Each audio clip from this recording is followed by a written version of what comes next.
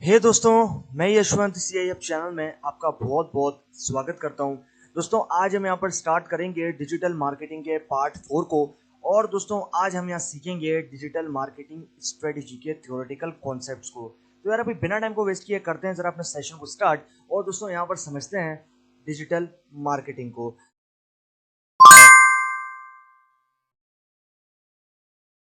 तो दोस्तों, यहाँ पर सबसे पहले हम जरा डिस्कस कर लेते हैं एजेंडा को। और यहाँ पर एजेंडा के अंदर हम क्या क्या सीखेंगे, क्या क्या इस कोर्स का कंप्लीट एजेंडा है, उसको हम यहाँ पर डिस्कस कर रहे हैं। तो सबसे पहला पॉइंट है understanding the impact of digital disruptors. Second one is digital marketing strategy as a channel marketing strategy, the scope of digital marketing strategy, importance of integrated digital marketing strategy and digital transformation plan. उसके बाद है how to structure a digital marketing strategy, situation analysis, competitor analysis, setting goals and objectives for digital marketing, strategy formulation for digital marketing, strategy implementation, assessing different digital projects including marketing technology. तो ये सारे important points हैं, जो सारे important topics हैं, जो कि हम लोग जो है इस पूरे ट्यूटोरियल में डिस्कस करेंगे और यहाँ पर समझेंगे कि एग्जैक्टली इनका क्या मतलब है और क्यों इनकी ज़रूरत है। तो ये हो गया हमारे पास यहाँ पर एजेंडा। अब जरा बात कर लेते हैं लर्निंग ऑब्जेक्टिव्स के बारे में। तो लर्निंग ऑब्जेक्टिव्स जो है वो क्या है, integrated digital marketing strategy to traditional marketing and business strategy. ये हम डिस्कस करेंगे identify opportunities and threats arising from digital media and technology platforms. ये हम डिस्कस करेंगे। देन हम आ जाएंगे यहाँ पे develop a framework for digital marketing planning, evaluate digital strategy approaches for different market place. तो ये है हमारे लर्निंग ऑब्जेक्टिव्स, जो कि 4 पॉइंट्स हैं और 4 पॉइंट्स के अंदर में यहाँ पर डिस्कस करेंगे। उसके बाद आता है क्वेश्चन फॉर मार्केटर्स। जैसे प्रीवियस ट्यूटोरियल्स अगर आपने यहाँ पर फॉलो किए हो एकदम प्रिसाइजली, तो आपको यहाँ पर पता होगा कि हमने प्रीवियसली भी जो है यहाँ पर मार्केटर्स के क्या क्या क्वेश्चंस हैं उनको भी डिस्कस किया था, लर्निंग ऑब्जेक्टिव्स को डिस्कस किया था, और उनके अंदर भी हमने एजेंसीज को डिस्कस किया। तो तीनों जो आपके पास यहाँ पर पार्ट्स हैं उनको आपने देखना है पहले, उसके बाद आना है आपने इस पार्ट के ऊपर, तब आपको जो है सारी चीजें समझ में आएंगी। तो ये है हमारे पास what approaches can be used to create digital marketing strategy, how does digital marketing strategy relate to marketing strategy development, what are the key strategic option for digital marketing। तो ये है क्वेश्चन फॉर मार्केटर्स। तो ये हमने यहाँ पर discuss कर लिया एजेंडा, लर्निंग ऑब्जेक्टिव्स और क्वेश्चन फॉर मार्केटर्स को। अब हम आते हैं, शुरुआत करते हैं अपने पहले टॉपिक से और यहाँ पर उसको समझने की कोशिश करते हैं।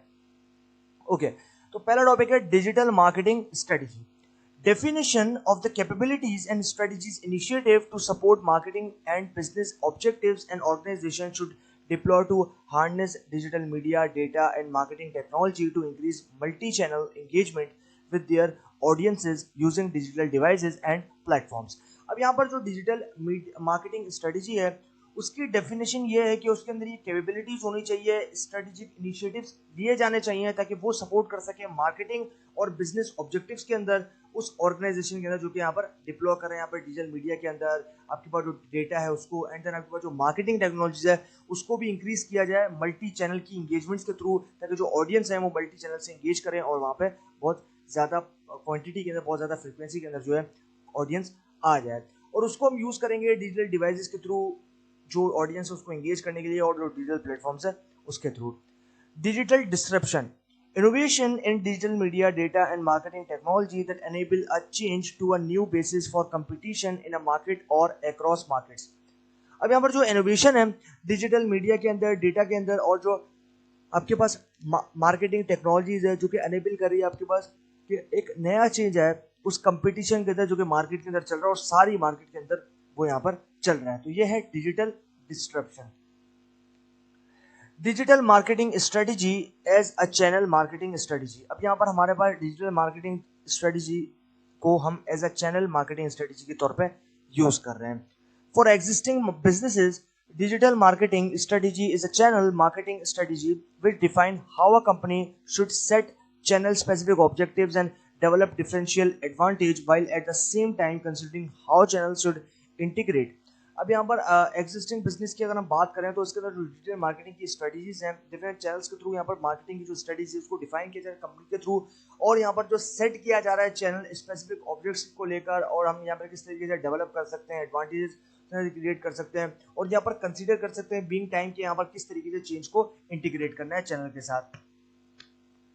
The key aim is to use digital channels to enable companies and organizations to stand out from the competition when communicating with relevant target audiences. अब यहाँ पर हमारे पास जो बेसिकली मेन एम है वो ये है कि इसको यूज किया जाए डिजिटल चैनल्स को, ताकि वो अनेबल कर सके उन कंपनीज के अंदर, यहाँ पर जो ऑर्गेनाइजेशंस हैं वो खड़ी हो सकें कंपटीशन वाली मार्केट के अंदर, यहाँ पर कम्युनिकेट कर सकें रेलेवेंट टारगेट ऑडियंस को और टारगेट ऑडियंस के साथ।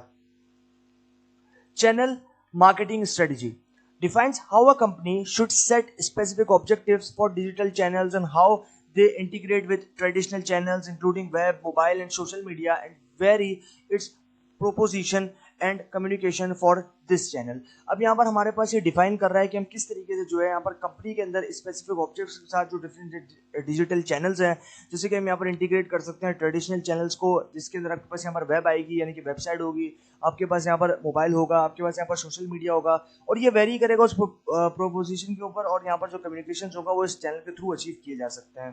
तो ये है हमारे पास यहाँ पर डिजिटल चैनल्स और यहाँ पर channel marketing strategy. Customer touch points communication channels with which companies interact directly with prospects and customers। अब यहाँ पर जो communication channels हैं वो यहाँ पर companies के अंदर directly interact करते हैं prospect और customers के साथ।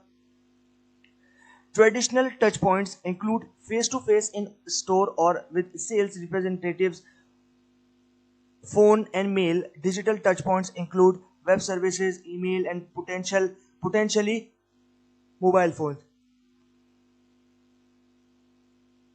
अब यहाँ पर हमारे पास जो ट्रेडिशनल टच पॉइंट्स हैं, जिसके अंदर आपके पास यहाँ पर फेस टू फेस स्टोर के अंदर आप काम कर सकते हो, सेल रिप्रेजेंटेटिव्स है यहाँ पर फोन के थ्रू या फिर मान लो ईमेल के थ्रू आप काम कर सकते हो, कांटेक्ट कर सकते हो अपने पोटेंशियल कस्टमर्स के साथ। और यहाँ पर जो टच पॉइंट्स हैं जिसके अंदर आपके पास इंक्लूड होता है यहाँ पर वेब सर्विसेज, ईमेल्स, पोटेंशियल, और आपके पास यहाँ पर मोबाइल फोन जिसके थ्रू आप यहाँ पर कॉन्टेक्ट कर सकते हो अपने कस्टमर्स के साथ, उनके साथ टच में रह सकते हो।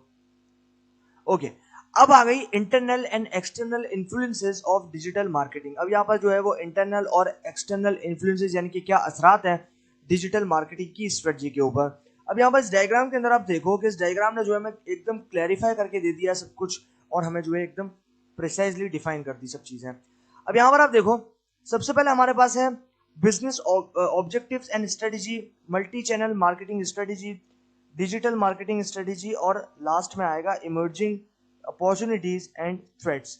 अब यहाँ पर जो ब्लू आपके पास जो यहाँ पर ब्लू बॉक्स है, यानी कि जो आपके पास यहाँ पर ब्लू रेक्टेंगल्स हैं, वो डिटरमिन कर रहे हैं, आप यहाँ पर लेजेंड्स में देखो वो डिटरमिन कर रहे हैं इंटरनल इन्फ्लुएंसेस को, और जो आपके पास यहाँ पर पर्पल बॉक्सेस हैं, पर्पल रेक्टेंगल्स हैं, वो डिटरमिन कर रहे हैं आपके पास एक्सटर्नल इन्फ्लुएंसेस को, यानी कि इंटरनल असरात, अंदरूनी असरात, और यहाँ पर एक्सटर्नल असरात यानी कि बाहरी असरात, यानी कि बाहर से असरात जो होते हैं। ओके, अब यहाँ पर आप देखो कि सबसे पहले है हमारे पास यहाँ पर मार्केट स्ट्रक्चर एंड डिमांड। अब यहाँ पर ये जो है वो इंपॉर्टेंट पॉइंट है। अब ये जाएगा हमारे पास डिजिटल मार्केटिंग, यानी कि जो मार्केट का स्ट्रक्चर है और जो डिमांड है उसके हिसाब से हमने डिजिटल मार्केटिंग की स्ट्रेटेजी डिफाइन की, एंड देन उसके बाद हमने जो है यहाँ पर क्या आप देखो यहाँ पर ऑल्टरनेटिवली काम हो रहा है। यहाँ पर आप देखो ये जाएगी चीज ऊपर, यानी मार्केट स्ट्रक्चर एंड डिमांड।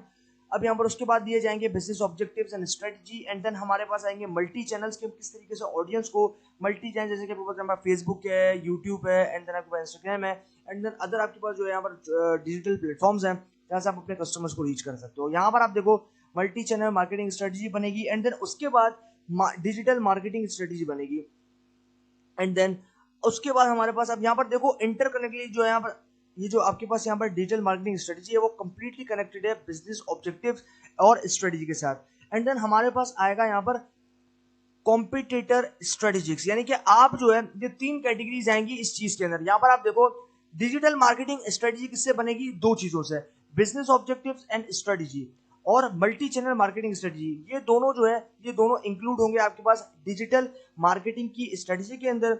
उसके बाद डिजिटल मार्केटिंग स्ट्रेटजी जो वो बनेगी इन तीनों चीजों से मिलकर, यानी कि आपके पास देख रहे हो market structure and demand, emerging opportunities and threats और कॉम्पिटिटर स्ट्रेटजीज, इन तीनों से मिलकर आपके पास यहाँ पर जो है वो बनेंगे। फिर इन तीनों के अंदर सब कैटेगरीज आएंगी, ये तीन टॉपिक्स जो ये तीन इंपॉर्टेंट फैक्टर्स जो कि हमें डिस्कस कर रहे हैं। तो ये है हमारे पास डायग्राम इंटरनल इन्फ्लुएंसेस और एक्सटर्नल इन्फ्लुएंसेस इसी डिजिटल मार्केटिंग के अंदर।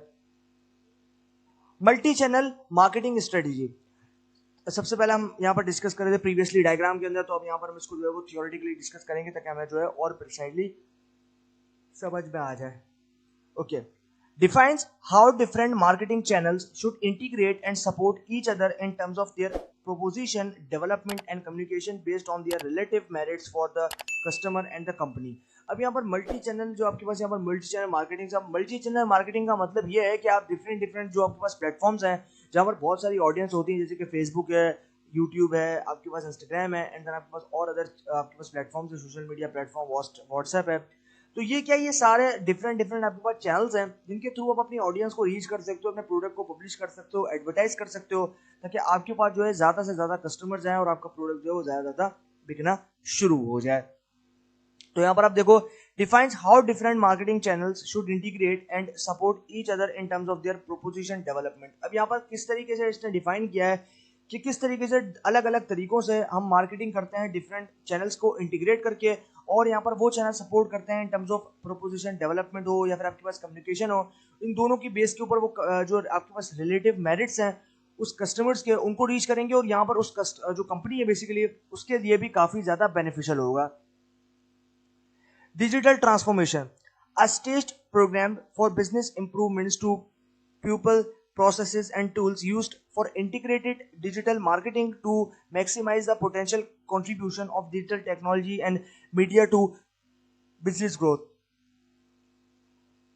Okay, तो ये हमारे पास है डिजिटल ट्रांसफॉर्मेशन। अब यहाँ पर ये क्या कर रहे हैं कि स्टेज कर रही है डिफरेंट प्रोग्राम्स को बिजनेस की इंप्रूवमेंट्स के लिए, ताकि वो जो आपके पास प्रोसेस है पीपल्स के लिए, और जो टूल्स हैं जो कि आप यूज कर रहे हो इंटीग्रेट करने के लिए डिजिटल मार्केटिंग को, और मैक्सिमाइज करने के लिए अपने जो कस्टमर्स हैं, यानी कि जो अपने आपके पोटेंशियल कॉन्ट्रीब्यूशन है डिजिटल टेक्नोलॉजी के थ्रू और मीडिया के थ्रू अपनी बिजनेस की ग्रोथ के लिए। तो ये है डिजिटल ट्रांसफॉर्मेशन और multi channel marketing strategy. Benefits of digital marketing planning. Business commentators suggest that to survive, it is vital to have a strong digital footprint. Forbes 2014। अब यहाँ पर हमारे पास बिजनेस कॉम्पिटिटर्स जो है आपके पास वो सजेस्ट ये करते हैं कि आप किस तरीके से सर्वाइव करो, यहाँ पर आपको वाइटली किस तरीके से एक अच्छा रोल प्ले करना है डिजिटल फुटप्रिंट के अंदर। और ये जो है ये आर्टिकल आया था फोर्ब्स के अंदर 2014 में। Furthermore, without a digital marketing strategy, new business, brand exposure, and revenues can be significantly affected, particularly since new ingredients may encourage digital disruption within a sector. अब यहाँ पर हमारे पास ये जो है वो विदाउट डिजिटल मार्केटिंग स्ट्रेटजी, और आपके पास जो नए बिजनेस होते हैं, ब्रांड एक्सपोज करना है आपको, या फिर आपको रेवेन्यूज जो है वो सिग्निफिकेंटली अफेक्ट करना है आपकी मार्केटिंग के ऊपर, तो वो यहाँ पर जो है पर्टिकुलरली तब से लेकर अभी तक वो काफी इंस्टेंट्स होंगे इस चीज के लिए कि वो इंकरेज करे डिजिटल डिस्ट्रप्शन को विद इन अ सेक्टर, यानी कि सेक्टर के अंदर। Purpose to consider the benefits and barriers to the adoption of digital marketing planning. अब यहाँ पर ये कंसीडर कर रहा है बेनिफिट्स को और बैरियर्स को जो कि हम अडॉप्ट कर रहे हैं डिजिटल मार्केटिंग की प्लानिंग के अंदर। Task, imagine you are a marketing manager responsible for the development of your organization's digital marketing strategy using an organization you are familiar with. Outline the barriers and potential benefits of digital marketing planning. अब यहाँ पर ये जो है task है। अब इसमें अंदर हमें इमेजिन करना है कि जो मार्केटिंग मैनेजर है वो रिस्पॉन्सिबल है उसकी डेवलपमेंट के लिए, जो उसकी ऑर्गेनाइजेशन की मार्केटिंग हो रही है और जो स्ट्रेटजी बन रही है उसके अंदर, और यहाँ पर जो ऑर्गेनाइजेशन है वो फेमिलियर है आउटलाइन जो उसके बैरियर्स हैं, यानी कि जो बार बैरियर्स हैं उससे भी, और जो पोटेंशियल बेनिफिट्स हैं डिजिटल मार्केटिंग की प्लानिंग के अंदर उससे भी। तो ये हमारे पास है यहाँ पर टास्क जो कि होता है मार्केटिंग मैनेजर की रिस्पॉन्सिबिलिटी के अंदर।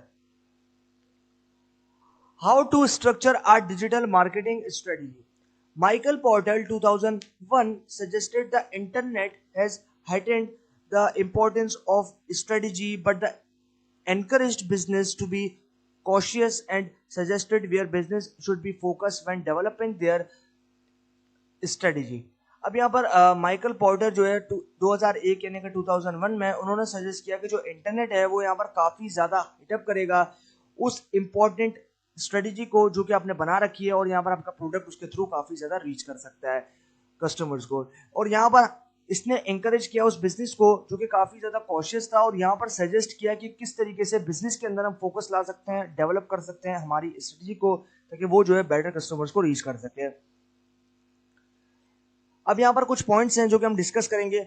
Start with the right goal which is grounded in real economic value. अब यहाँ पर जो है हमने स्टार्ट किया एक राइट गोल के साथ, और वो जो है बिल्कुल न्यू यानी कि ग्राउंडेड था, जिसको जो इकोनॉमिक लेवल था बेसिकली उसको हमने इंक्रीज किया इकोनॉमिक वैल्यू को।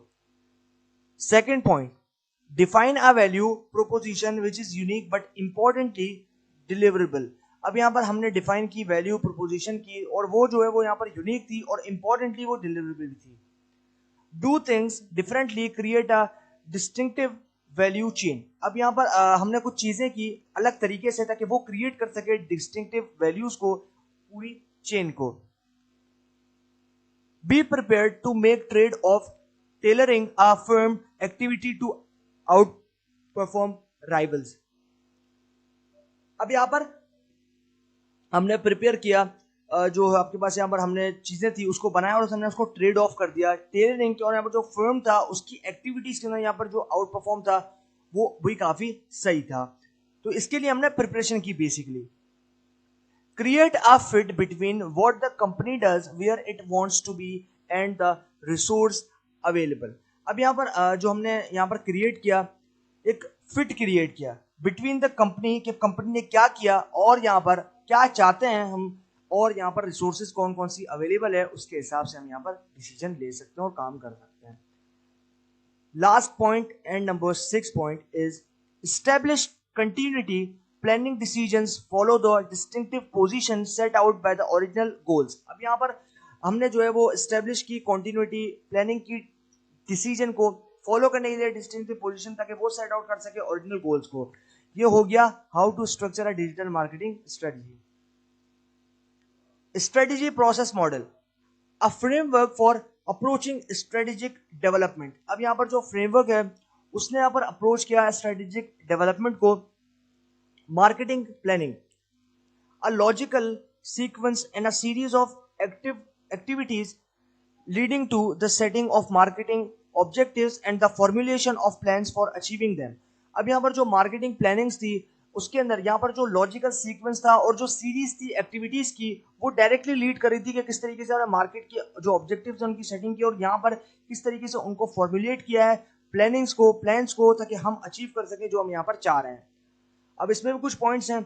Identification of changes to competitive forces in the micro environment and macro environment that will influence customer demand for online experiences and products। अब यहाँ पर जो आइडेंटिफिकेशन है चेंजेस है वो भी यहाँ पर काफी ज्यादा कॉम्पिटिटिव फोर्स के साथ थे, और यहाँ पर माइक्रो एनवायरमेंट हो या फिर मैक्रो एनवायरमेंट हो वो भी यहाँ पर इन्फ्लुएंस करते हैं कस्टमर्स की डिमांड को, जो कि ऑनलाइन एक्सपीरियंस उनको हो रहा था और यहाँ पर प्रोडक्ट्स के साथ।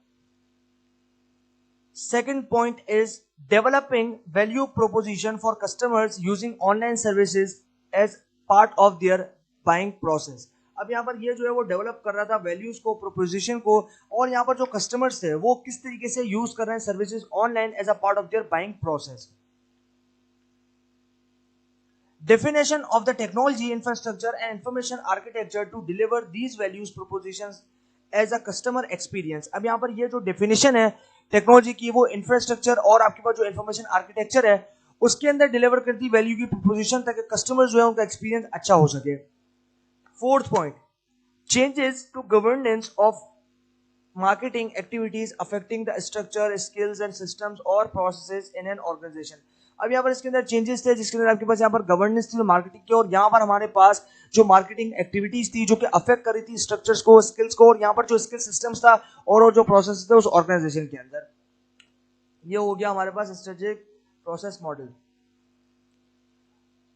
Prescriptive strategic, the three core areas of strategic analysis, strategic development and strategy implementation are linked together sequentially। अब यहाँ पर ये जो आपके पास तीन कोर एरियाज है स्ट्रेटेजिक एनालिसिस के अंदर, वो यहाँ पर स्ट्रेटेजिक डेवलपमेंट और स्ट्रेटेजिक इंप्लीमेंटेशन के लिए भी जो है वो लिंक कर रहे हैं आपस में सभी को sequentially. Emergent strategy, strategic analysis, strategic development and strategic implementation are interrelated and are developed together in more agile fashion। अब यहाँ पर हमारे पास जो strategic analysis है, strategic development है और strategic implementation है वो interrelated है और वो develop हो रही हैं एक साथ, और वो एक साथ जो है इसी तरह agile fashion के साथ इंटीग्रेट हो रही हैं और वो आती है अजाइल फैशन के अंदर। अजाइल मेथोडोलॉजी जो है वो डेवॉप्स के अंदर आती है। डेवॉप्स बेसिकली जो है एक डेवलपमेंट होती है सॉफ्टवेयर डेवलपमेंट के अंदर, उसके अंदर जो है सारी चीज़ें आती है, यानी कि सॉफ्टवेयर डेवलपमेंट के अंदर भी जो है सारी चीज़ें। तो अजाइल जो है, अजाइल एक मेथोडोलॉजी है। बस आप अभी के लिए सिर्फ इतना समझो कि यहाँ पर जो है इमर्जेंट स्ट्रेटजी के अंदर कौन कौन से कॉन्सेप्ट्स हमने यहाँ पर डिस्कस किए हैं, क्या क्या चीज़ें हमने यहाँ पर डिस्कस की हैं। Situation analysis. The situation analysis and classic marketing planning is an audit of current effectiveness of the firm activities. अब यहाँ पर जो सिचुएशन एनालिसिस है वो एक क्लासिक मार्केट है या क्लासिक मार्केटिंग प्लानिंग के अंदर आता है, जो कि यहाँ पर करंट ऑडिट हो या फिर इफेक्टिवनेस हो हमारे फर्म की एक्टिविटीज की, क्या क्या एक्टिविटीज हमारी फर्म एक्टिविटीज है जो कि काफी ज्यादा इंपॉर्टेंट होती है हमारे बिजनेस को या फिर हमारी और जो प्रोडक्ट्स है उसकी ग्रोथ के लिए और कस्टमर्स को रीच करने के लिए। Internal audit for digital marketing. An internal audit involves reviewing the current contribution of the digital marketing activities within the organizations. अब यहाँ पर जो इंटरनल ऑडिट इन्वॉल्व वो यहाँ पर क्या कर रही है, रिव्यू कर रही है करंट कंट्रीब्यूशन को डिजिटल मार्केटिंग की एक्टिविटीज के अंदर हमारी ऑर्गेनाइजेशन में। More specifically this consist of assessing effectiveness, performance measurement and reviewing web analytics. अब यहाँ पर ज़्यादा स्पेसिफिकली अगर बात करें तो ये कंसिस्ट कर रही है, एसेस कर रही है इफेक्टिवनेस को, परफॉर्मेंस को, जो कि बेसिकली जो आपके पास परफॉर्मेंस मेजरमेंट है उसको, और यहाँ पर रिव्यू कर रही है वेब एनालिटिक्स को।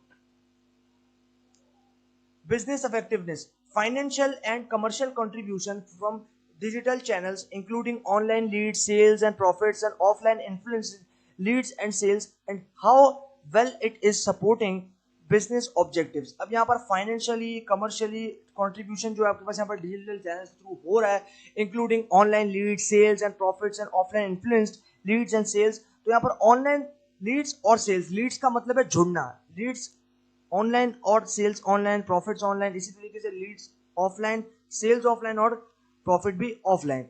इसी तरीके से आपके पास यहाँ पर किस तरीके से वो सपोर्ट कर रहा है बिजनेस के ऑब्जेक्टिव्स को, वो यहाँ पर आइडेंटिफाई हो सकते हैं बिजनेस इफेक्टिवनेस के अंदर। The relative cost of developing and maintaining digital experiences and communication will also be reviewed as a part of a cost benefit analysis. अब यहाँ पर जो रिलेटिव कॉस्ट है डेवलप करने के लिए और मेंटेन करने के लिए डिजिटल एक्सपीरियंसेस को और कम्युनिकेशन को, वो यहाँ पर रिव्यू करा as a part of cost benefit analysis.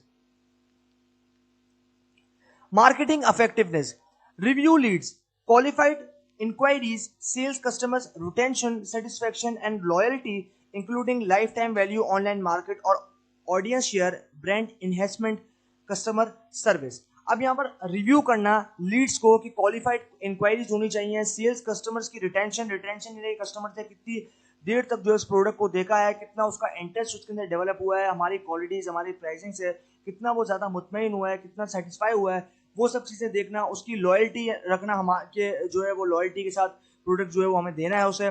Include यहाँ पर लाइफ टाइम वैल्यू जो कि हमारी ऑनलाइन मार्केटिंग के अंदर आती है उसके साथ भी इसको देखना।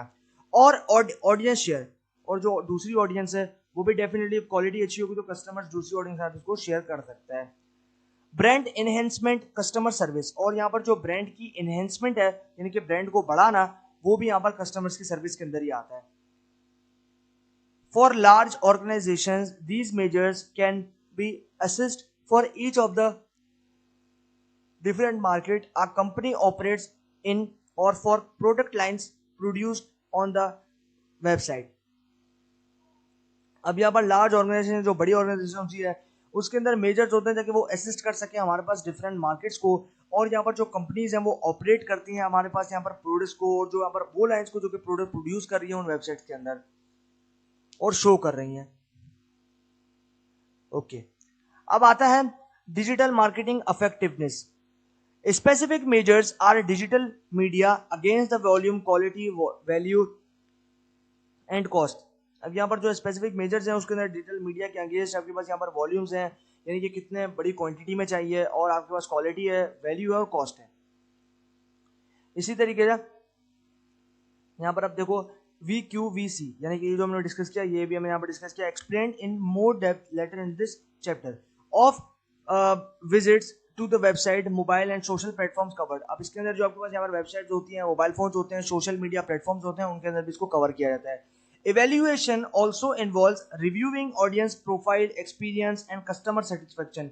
अब यहाँ पर ये जो है वो इवेल्युएट करेगी, यानी कि ये इसके अंदर जो इवेल्युएशन है वो इन्वॉल्व करेगी रिव्यू करने के लिए ऑडियंस की प्रोफाइल को, एक्सपीरियंस को और कस्टमर की सेटिस्फेक्शन को। Okay,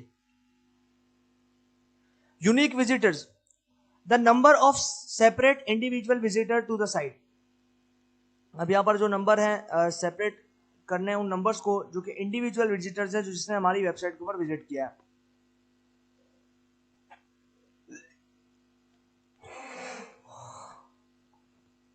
total numbers of session और visits to the website repeat, कौन कौन से सेशंस हैं और विजिट्स कितने हैं हमारी वेबसाइट्स के ऊपर बार बार जिन कस्टमर्स ने बार बार वेबसाइट को विजिट किया है।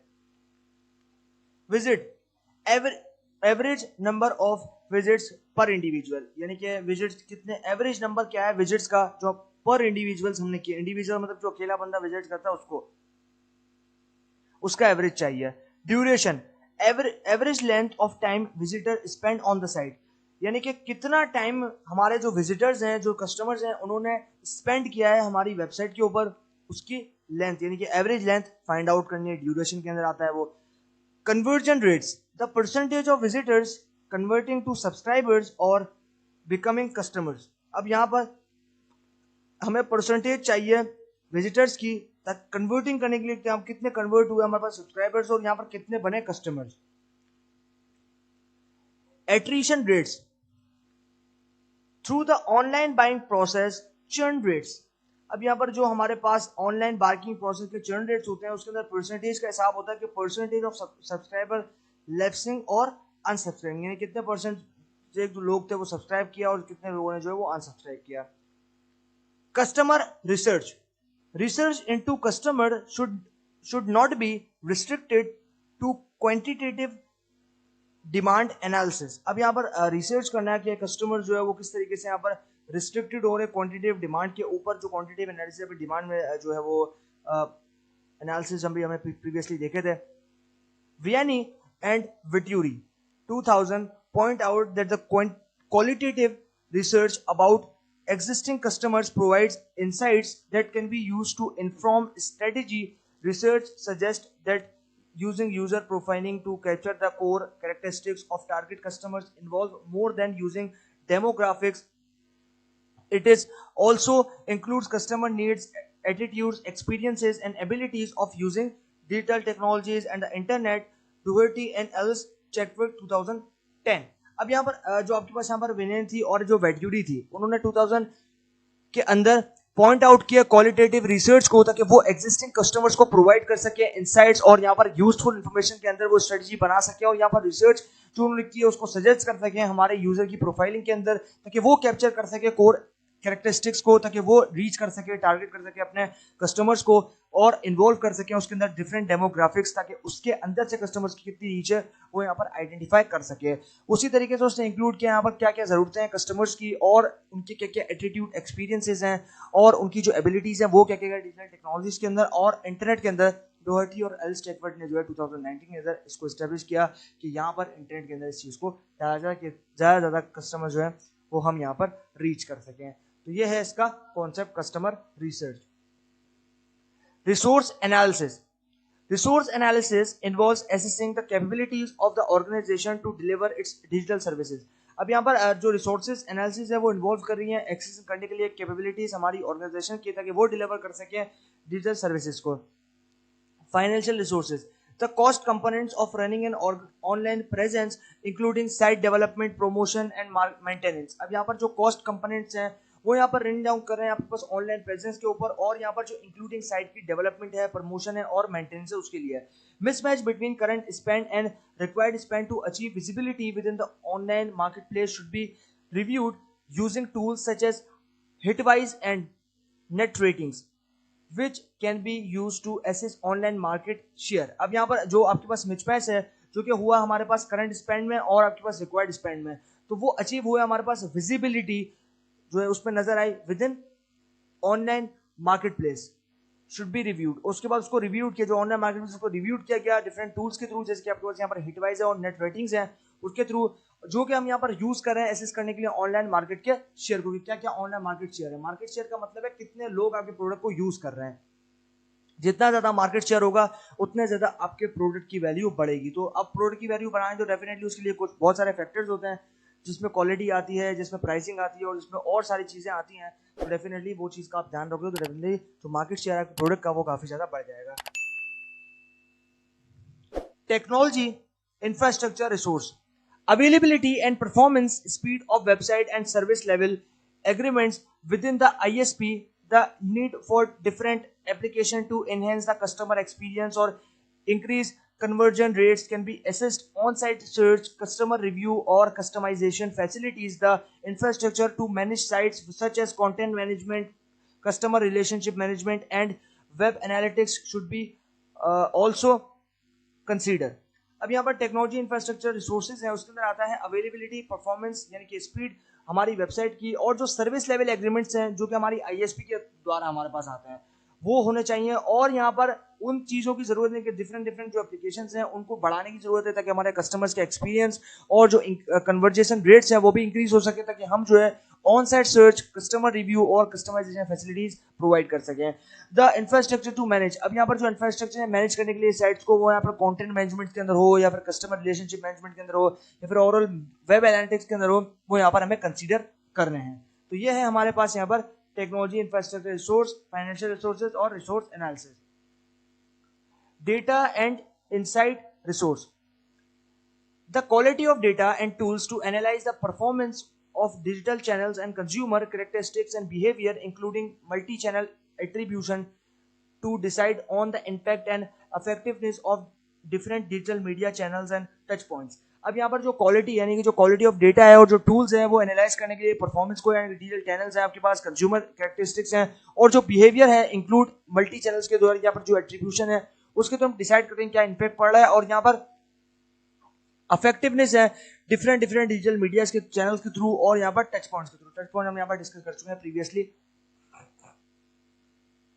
Human resources HR, availability for an e-retailer includes service and fulfillment resources for answering customer queries and dispatching goods। अब यहाँ पर हमारे पास अवेलेबिलिटी है ई रिटेलिंग की, जिसके अंदर हमारे पास इंक्लूड्स होंगी सर्विसेज और हमारे पास उनकी फुलफिलमेंट रिसोर्सेज जो कि हम यहाँ पर आंसर करें कस्टमर्स की क्वेरीज के, और यहाँ पर जो डिस्पैचिंग है वो भी यहाँ पर अच्छी होनी चाहिए। ओके उसके बाद आता है for all companies there is a challenge for possibly recruiting new staff और reskilling marketing staff to manage online marketing activities such as merchandising, search engine marketing, affiliate marketing and email marketing। अब यहाँ पर हमारे पास जो सारी companies हैं उसके अंदर ये भी एक चैलेंज होता है कि वो यहाँ पर पॉसिबली रिक्रूट करे न्यू स्टाफ को, यानी कि हायर करे न्यू स्टाफ को, ताकि उनके अंदर जो है उनको रीस्किल किया जाए जो मार्केटिंग स्टाफ है, ताकि वो मैनेज कर सकें ऑनलाइन मार्केटिंग की एक्टिविटीज को, जिसके अंदर आपके पास यहाँ पर मर्चेंडाइजिंग है, सर्च इंजन की मार्केटिंग है, अफिलिएट मार्केटिंग है और आपके पास ईमेल मार्केटिंग है। तो ये सारी चीजें आप कैसे करोगे, आप यहाँ पर रिक्रूट करोगे, यानी कि आप जो यहाँ पर हायर करोगे। रिक्रूटर जो है वो बेसिकली बंदों को हायर करता है, तो आप उसको हायर करोगे और आपको जो है यहाँ पर चीजें समझ में आना शुरू हो जाएंगी और उनको भी जो है यहाँ पर मैनेज करना आ जाएगा मार्केटिंग के कंप्लीट फैक्टर्स को। Strengths and weaknesses. SWOT analysis is referred to in the next section where generic strengths and weaknesses। अब यहाँ पर जो SWOT analysis है वो रेफर कर रहा है आपके पास यहाँ पर नेक्स्ट सेक्शन को, जो कि यहाँ पर जेनरिक स्ट्रेंथ्स के अंदर और यहाँ पर क्या क्या वीकनेसेस है उसको आइडेंटिफाई कर रहे हैं, यानी कि स्ट्रेंथ क्या है वीकनेस क्या है उसके अंदर बात होगी। Resource analysis, review of the technological, financial and human resource of an organization and how they are utilized in business processes। अब यहाँ पर जो रिसोर्स एनालिसिस है उसको भी हम रिव्यू करेंगे, जो टेक्नोलॉजिकल, फाइनेंशियल, जो आपके पास यहाँ पर ह्यूमन रिसोर्सेज हैं ऑर्गेनाइजेशन के अंदर उसको भी हम डिस्कस करेंगे। यहाँ पर हमारे पास किस तरीके से हम इसको यूटिलाइज कर सकते हैं बिजनेस के प्रोसेस के लिए, ये भी काफी ज्यादा इंपॉर्टेंट और ये भी हमारे पास आता है रिसोर्स एनालिसिस के अंदर। Okay, character variables, beliefs, attitudes and shopping intentions. अब यहाँ पर हमारे पास कैरेक्टर वेरिएबल्स हैं, बिलीव्स हैं, एटीट्यूड्स हैं और शॉपिंग इंटेंशंस है कि क्या क्या इंटेंशंस होते हैं शॉपिंग्स के, कस्टमर्स के। यहाँ पर आप देखो सबसे पहले हमारे पास क्या है, सबसे पहले है हमारे पास कैरेक्टर वेरिएबल्स। तो इसके अंदर आता है innovative computer literate individual who is confident and enjoy shopping online and offline. अब यहाँ पर इसके अंदर जो है कैरेक्टर वेरिएबल्स में इनोवेटिव और कंप्यूटर लिटरेट का मतलब है जिसको कंप्यूटर सारा आता हो, कंप्यूटर्स के बारे में सब कुछ उसको मालूम हो, और यहाँ पर वो कॉन्फिडेंट हो और वो एंजॉय करता हो ऑनलाइन शॉपिंग को और ऑफलाइन को। उसके बाद फॉर्म, यहाँ पर आप देखो ये फॉर्म करेगा बिलीव्स को। ये जो चीज है यानी कि जो कैरेक्टर वेरिएबल में जो हमने पॉइंट्स पे डिस्कस किए हैं, ये जो है वो फॉर्म करेगा, अब यहाँ पर देखो ये जो है वो फॉर्म करेगा बिलीव्स को अबाउट द इंटरनेट। अब यहाँ पर बिलीव्स जो है वो यहाँ पर इंटरनेट के बारे में बताएंगे। उसके बाद ये शेप आउट करेगा एटीट्यूड्स को towards perceived outcomes of online shopping. अब यहाँ पर एटीट्यूड्स है, उससे हमारे पास आउटकम आएगा ऑनलाइन शॉपिंग के रेट्स के, कि क्या क्या हमारे पास फ्रिक्वेंसी है ऑनलाइन शॉपिंग, जो आपके पास ऑनलाइन जो कस्टमर्स हैं, ऑनलाइन जो आपके पास यहाँ पर शॉपिंगर्स हैं उनके। उस तरीके से आता है इन्फ्लुएंस, यानी कि असरात, किसी पर असर डालना उसको बोलते हैं इन्फ्लुएंस। जब आपकी क्वालिटी अच्छी है प्रोडक्ट की, आपकी प्राइसिंग अच्छी है, तो डेफिनेटली वो चीज़ आपके जो कस्टमर है उसको इन्फ्लुएंस करेगी, उसके ऊपर इम्पैक्ट डालेगी, हाँ ये प्रोडक्ट जो है वो काफ़ी मुझे खरीदना चाहिए और मुझे जो है दूसरों को भी प्रेफर करना चाहिए क्योंकि इसकी प्राइसिंग भी अच्छी है और क्वालिटी भी अच्छी है। इसी तरीके से इंटेंशंस, शॉपिंग ऑनलाइन। अब यहाँ पर ऑनलाइन इंटेंशंस का मतलब होता है ख्यालात, कि भाई वो किस तरीके का आदमी, मतलब उसकी सोच कैसी है। तो वो यहाँ पर वो ऑनलाइन शॉपिंग को ज़्यादा प्रेफर करता होगा, वो जो है वो फिजिकली जाकर किसी दुकान या फिर किसी शॉप से जो है वो नहीं लेता होगा चीज़, उसको ऑनलाइन शॉपिंग करना पसंद है तो वो ऑनलाइन शॉपिंग करता है। तो ऑनलाइन शॉपिंग जो है उसकी इंटेंशन है। ऑनलाइन शॉपिंग एक्सपीरियंस, अब यहाँ पर ऑनलाइन शॉपिंग एक्सपीरियंस के अंदर आता है फीडबैक। यहाँ पर आप देखो फीडबैक जो है वो उसके अंदर आ रहा है। यहाँ पर आप देखो फॉर्म, शेप, इन्फ्लुएंस और फीडबैक। यहाँ पर ये जो है ये हमें देगा फीडबैक, यानी कि ऑनलाइन शॉपिंग एक्सपीरियंस को जो है ये हमें देगा यहाँ पर फीडबैक इंटेंशन के बाद, कि क्या क्या जो है कस्टमर्स की यहाँ पर कंप्लीट हैबिट्स और क्या क्या वो करना चाहता है।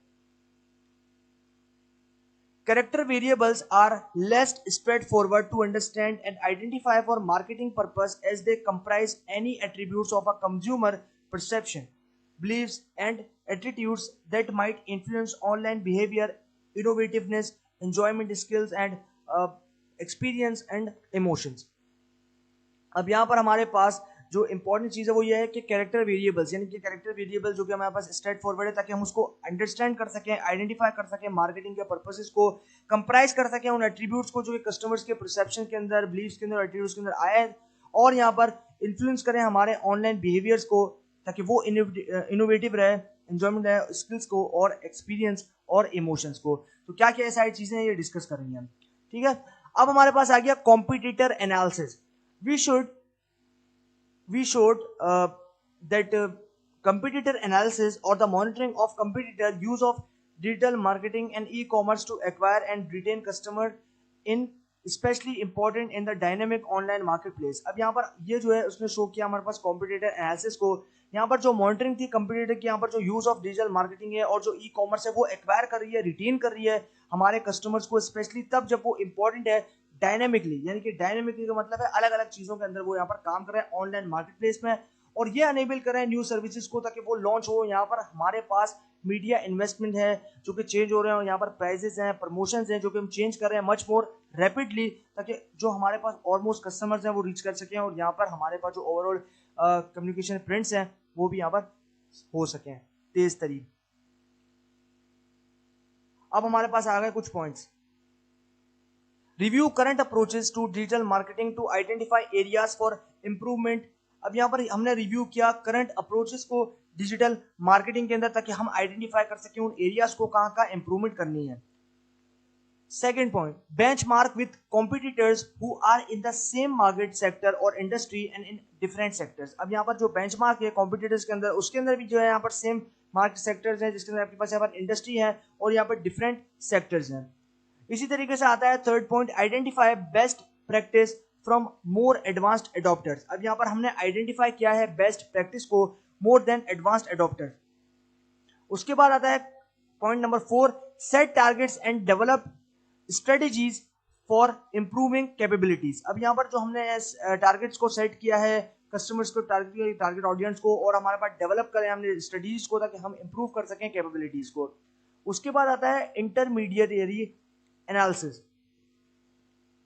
Situation analysis will also involve identifying relevant intermediaries for a particular marketplace and looking at how the organization and its competitors are using the intermediaries to build traffic and provide services। अब यहाँ पर situation analysis के अंदर जो है हमारे पास इस चीज का भी इन्वॉल्वमेंट होता है कि किस तरीके से हमने जो है यहाँ पर आइडेंटिफाई किया रेलेवेंट इंटरमीडिएटरीज को और यहाँ पर पर्टिकुलरली मार्केट प्लेस को, यहाँ पर किस तरीके से हम देख रहे हैं कि किस तरीके से जो ऑर्गेनाइजेशन हैं और उसके जो कॉम्पिटिटर्स हैं वो यहाँ पर जो है वो इंटरमीडिएटरी बिल्ड कर रहे हैं। ट्रैफिक का मतलब यहाँ पर वो ट्रांसपोर्ट वाली ट्रैफिक नहीं, यहाँ पर ऑडियंस की बात हो रही है, वो ट्रैफिक जो कि इंटरनेट पे होता है और यहाँ पर किस तरीके से हम प्रोवाइड कर रहे हैं सर्विसेज को। फॉर एग्जाम्पल मिसाल के तौर पे कि हमारे पास यहाँ पर जो ऑनलाइन रिटेल है उसके अंदर हम यहाँ पर किस तरीके से असिस्ट कर रहे हैं हमारी टारगेट कस्टमर्स को और हम यहाँ पर किस तरीके से एनकाउंटर कर रहे हैं कॉम्पिटिटर्स को और यहाँ पर हम किस तरीके से जो है कॉम्पिटिटर्स के अंदर यहाँ पर हमारे पास स्पेशल जो स्पॉन्सरशिप्स हैं जिसको हमने अरेंजमेंट्स किया है और यहाँ पर हमारे पास जो माइक्रो साइट्स हैं इसके हमने क्रिएट किया है इंटरमीडिएट के अंदर। तो ये है intermediary analysis. Assessing opportunities and threats. A SWOT analysis is a useful way to summarize the external opportunities and threats and is a core activity for situation analysis। अब यहाँ पर जो आपके पास यहाँ पर SWOT analysis है उसके अंदर आपके पास यूजफुल मैनर ये है समराइज करना एक्सटर्नल अपॉर्चुनिटीज को, थ्रेट्स को और यहाँ पर जो कोर एक्टिविटीज हो रही है सिचुएशन एनालिसिस के अंदर उसको। The result of a digital channel specific SWOT analysis, internal strengths and weaknesses and external opportunities and threats। अब यहाँ पर हमारे पास जो रिजल्ट्स आ रहे हैं डिजिटल चैनल स्पेसिफिक, इसके बाद यहाँ पर SWOT एनालिसिस जो कि इंटरनल स्ट्रेंथ और वीकनेसेस और एक्सटर्नल अपॉर्चुनिटीज और थ्रेट्स, इन सभी को हम डिस्कस कर चुके हैं। ये हमारे पास आ जाते हैं जो कि क्लियरली हाईलाइट करते हैं कि कौन से एक्शंस हैं जो कि हमें लेने चाहिए दोनों के लिए, यानी कि शॉर्ट टर्म्स के लिए, लॉन्ग टर्म्स के लिए। Setting goals and objectives for digital marketing. अब यहाँ पर any marketing strategy should be based on clearly defined corporate objectives and digital marketing should be an integrated element not considered separately from other business and marketing objectives। अब यहाँ पर हमारे पास जो marketing strategy होती है वो बेस्ड होती है क्लियरली और वो डिफाइन करती है कॉर्पोरेट ऑब्जेक्टिव्स को और यहाँ पर हमारे पास जो डिजिटल मार्केटिंग है वो इंटीग्रेट करती है उन एलिमेंट्स को जो कि कंसिडर नहीं हो रहे सेपरेटली, बल्कि जो आपके पास अदर बिजनेस होते हैं और जो मार्केटिंग ऑब्जेक्टिव्स होते हैं उनके लिए। अब पोर्टर 2001 के अंदर जो है वो क्रिटिसाइज कर रहे थे कि भाई हमारे पास जो यहाँ पर लेक ऑफ गोल की सेटिंग, यानी कि हमारे पास जो गोल की सेटिंग है वो नहीं हो रही प्रिसाइजली। इसकी वजह से जो हमारे पास यहाँ पर जो सारी ऑर्गेनाइजेशंस हैं वो यहाँ पर डेवलप की नहीं इंटरनेट रिलेटेड स्ट्रेटजीज को। He noted that many companies responding to distorted market signals have used rampant experimentation. अब यहाँ पर उस टाइम पे जो है इसने नोट किया कि भाई जो सारी कंपनीज है, बहुत सारी कंपनीज है वो डिस्टॉर्ट कर रही है मार्केटिंग सिग्नल्स को और यहाँ पर यूज कर रही है रैपिड कर रही है एक्सपेरिमेंटेशन को। That is not economically sustainable. अब यहाँ पर ये जो है वो इकोनॉमिकली जो है वो सस्टेनेबल नहीं था। ही सजेस्ट दैट इकोनॉमिक वैल्यू और certain profitability for a company is the final arbiter for business success. अब यहाँ पर हमारे पास इसने सजेस्ट किया कि इकोनॉमिक वैल्यू जो कि सस्टेन कर रही है प्रॉफिटेबिलिटी को कंपनी के अंदर जो फाइनल आर्बिटर है बिजनेस के सक्सेस के लिए। We have found that goals and objectives are often defined and used differently within different companies or parts of a business and this can lead to confusion when creating processes to track and improve marketing performance। अब यहाँ पर हमारे पास जो goals हैं और जो objectives हैं जो कि हमने डिफाइन किया है डिफरेंटली और यहाँ पर जो हमारे पास within the different companies parts of business and lead to confusion, उसके अंदर भी हमने यहाँ पर क्रिएट किया डिफरेंट प्रोसेस ताकि वो ट्रैक कर सके और इंप्रूव कर सके मार्केटिंग की परफॉर्मेंस को। ओके, अब आगे कुछ इंपॉर्टेंट फैक्टर्स जो कि डिस्कस करेंगे। Vision, goals, objectives, KPIs and matrix and measures. Okay, अब हमारे पास है a high level statement of how digital marketing will contribute to the organization। a high level statement of how digital marketing will contribute to the organization। अब यहां पर सबसे पहले आता है विजन, कि आपका विजन क्या है। यहां पर आप देखो हाई लेवल स्टेटमेंट। अब जो हाई लेवल स्टेटमेंट है उसके अंदर ये कहा कि भाई आप किस तरीके से या फिर किस तरीके से आप यहाँ पर डिजिटल मार्केटिंग के अंदर कंट्रीब्यूट कर सकते हो अपनी ऑर्गेनाइजेशन के साथ।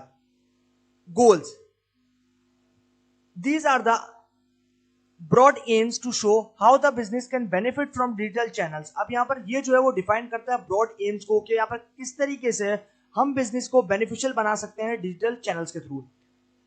दे describe how your digital marketing will contribute to the business in key areas of growing sales, communicating with your audience and saving money. अब यहाँ पर हमारे पास ये डिस्क्राइब कर रहा है कि हम किस तरीके से जो है डिजिटल मार्केटिंग के अंदर कंट्रीब्यूट कर रहे हैं हमारे बिजनेस की एरियाज में, और यहाँ पर किस तरीके से सेल्स को ग्रो कर रहे हैं, कम्युनिकेट कर रहे हैं हमारी ऑडियंस को, और यहाँ पर किस तरीके से पैसों की बचत करें, सेव करें मनी को। उसके बाद आता है objectives, specific smart objectives to give clear direction and commercial targets. अब यहाँ पर हमारे पास हमने जो है एक स्पेसिफिक स्मार्ट ऑब्जेक्टिव्स लिए हैं जिसके अंदर हमारे पास क्लियर डायरेक्शन है और कमर्शियल टारगेट्स हैं। Objectives are the smart targets for digital marketing which can be use to track performance against targets. अब यहाँ पर जो ऑब्जेक्टिव्स हैं वो स्मार्ट टारगेट्स हैं, यहाँ पर उसके अंदर जो डिजिटल मार्केटिंग है उसके अंदर हमने यूज किया है ट्रैक करने के लिए परफॉर्मेंस को अगेंस्ट टारगेट ऑडियंस। उसके बाद आता है केपीआईज यानी कि key performance indicators. Key performance indicators are used to check you are on track. अब यहाँ पर जो की परफॉर्मेंस इंडिकेटर्स हैं वो यूज किए जाते हैं चेक करने के लिए कि किस तरीके का ट्रैक है। KPIs are specific metrics that are used to track performance to make sure you are on track to meet specific objectives. They are sometimes known as performance drivers or critical success factors for this reason. अब यहाँ पर हमारे पास जो KPIs है वो भी specific matrix के अंदर आती है जिसके अंदर हम यहाँ पर यूज कर रहे हैं, ट्रैक कर रहे हैं परफॉर्मेंस को, और यहाँ पर मेक श्योर कर रहे हैं कि वो किस तरीके से ट्रैक हो रहा है हमारे पास स्पेसिफिक रिक्वायरमेंट्स, यानी कि जो हमारे पास यहाँ पर जो रिक्वायरमेंट्स उसको मीट करते हुए वो स्पेसिफिक ऑब्जेक्टिव्स के अंदर, और यहाँ पर समटाइम्स उसको जो है यहाँ पर परफॉर्मेंस ड्राइवर्स और क्रिटिकल सक्सेस फैक्टर्स भी जो है जिस रीजन के अंदर हम कर रहे हैं उसके हिसाब से कॉल किया जाता है। Last point, matrix and measures. Other measures that may be referred but aren't typically used in high level reporting। अब यहाँ पर जो दूसरे मेजर्स हैं वो रेफरेंस कर रहे हैं हमारे पास, टिपिकली यूज कर रहे हैं यहाँ पर उसको हाई लेवल रिपोर्टिंग के लिए। तो ये हमारे पास इंपॉर्टेंट फैक्टर्स थे, विजन, गोल्स, ऑब्जेक्टिव्स और केपीआईज। अब आ गई इसके अंदर हमारे पास डायग्राम। यहां पर आप देखो vision, goal, objectives, CSF and KPIs, matrix and measures, ये सभी हम यहां पर जो है वो डिस्कस कर चुके हैं। तो आपके पास देखो सबसे पहले हमारे पास ये डिजिटल मार्केटिंग की जो स्ट्रेटेजी है उनके स्टेप्स हैं। सबसे पहले डिजिटल मार्केटिंग की स्ट्रेटेजी के अंदर पहला स्टेप क्या है, vision, second step goal, third step objective, fourth step CSFs and KPIs and fourth step is metrics and measures। ये है डिजिटल मार्केटिंग की स्ट्रेटेजी कि क्या क्या स्ट्रेटेजी बनानी चाहिए हमें डिजिटल मार्केटिंग करने से पहले। Online revenue contribution, an assessment of the direct contribution of the internet or other digital media to sales, usually expressed as a percentage of overall sales revenue। अब यहाँ पर हमारे पास जो ऑनलाइन रेवेन्यू कंट्रीब्यूशन है कि ऑनलाइन रेवेन्यू कंट्रीब्यूशन कितना है, कि हम कितना ऑनलाइन जो है वो रेवेन्यू कंट्रीब्यूट कर रहे हैं। An assessment of the direct contribution, अब यहाँ पर जो असेसमेंट है डायरेक्ट कंट्रीब्यूशन की जो इंटरनेट के ऊपर है और जो आपके पास यहाँ पर दूसरे डिजिटल मीडिया है सेल्स के हिसाब से कि हमने यहाँ पर डिजिटल मीडिया के थ्रू कितनी सेल्स की, यूजुअली वो एक्सप्रेस किया जाता है परसेंटेज के अंदर कि ओवरऑल कितना सेल्स का रेवेन्यू था। Allowable cost per acquisition, a target maximum cost for generating leads on new customers profitably। अब यहाँ पर जो टारगेट है आपके पास, अब यहाँ पर बात हो रही है अलाउएबल कॉस्ट पर एक्विजिशन की, कॉस्ट पर एक्विजिशन जो है हम कितनी अलाउ कर रहे हैं। यहाँ पर आप देखो टारगेट मैक्सिमम कॉस्ट, अब यहाँ पर जो टारगेट मैक्सिमम कॉस्ट होती है वो जनरेट होती है लीड से, कितने लोग जुड़े हैं, और यहाँ पर जो न्यू कस्टमर्स हैं उनकी कितनी ज्यादा प्रॉफिटेबिलिटी है उससे। Third one is online promotion contribution, this is an assessment of the proportion of customers new और रिटेन्ड। अब यहाँ पर ये जो है वो एक तरह की असेसमेंट है प्रपोर्शन के, तो कस्टमर्स के अंदर और यहाँ पर जो न्यू है और जो रिटेन्ड है उसके लिए। Who are influenced and reached by online communications, अब यहाँ पर वो जो है वो इन्फ्लुएंस कर रही है और रीच कर रही है ऑनलाइन कम्युनिकेशंस के अंदर। तो ये होगा हमारे पास important points, revenue, online revenue contribution, allowing cost per acquisition और online promotion contribution. Setting smart objectives. SMART is an easy to recall acronym that is used to assess the suitability of objectives। अब यहाँ पर हमारे पास smart जो आपके पास यहाँ पर smart objective, smart objective का मतलब है कि आपके पास अच्छे ऑब्जेक्टिव जो कि आपने काफी प्रिसाइजली लिए हैं।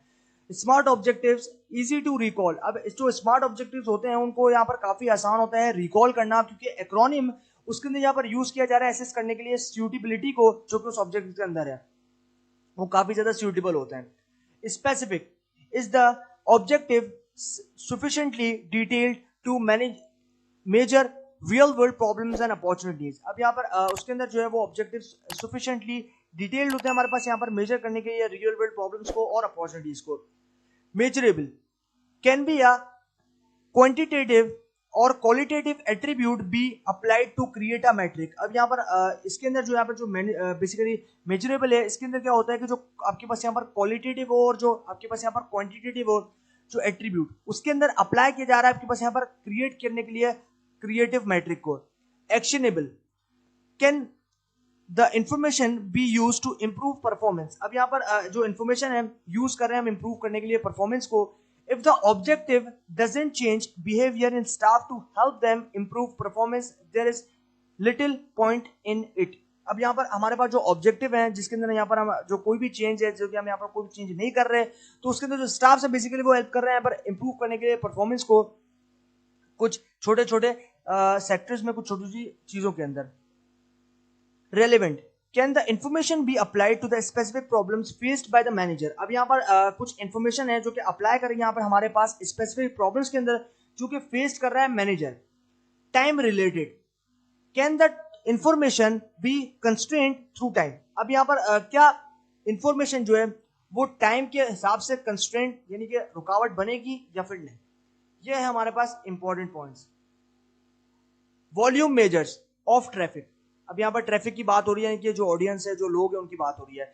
Digital analytics system such as Google analytics have specific measures of volumes. अब यहाँ पर जो डिजिटल एनालिटिक्स है, जो डिजिटल एनालिटिक्स सिस्टम है बेसिकली जिसके अंदर आपके पास जैसे गूगल एनालिटिक्स है, तो उसके अंदर स्पेसिफिक मेजर्स होते हैं वॉल्यूम्स के लिए। Unique visits the number of individuals who visit the site in the specified period. अब यहाँ पर हमारे पास जो नंबर ऑफ इंडिविजुअल्स हैं जो कि विजिट कर रहे हैं साइट के ऊपर स्पेसिफाइड पीरियड में।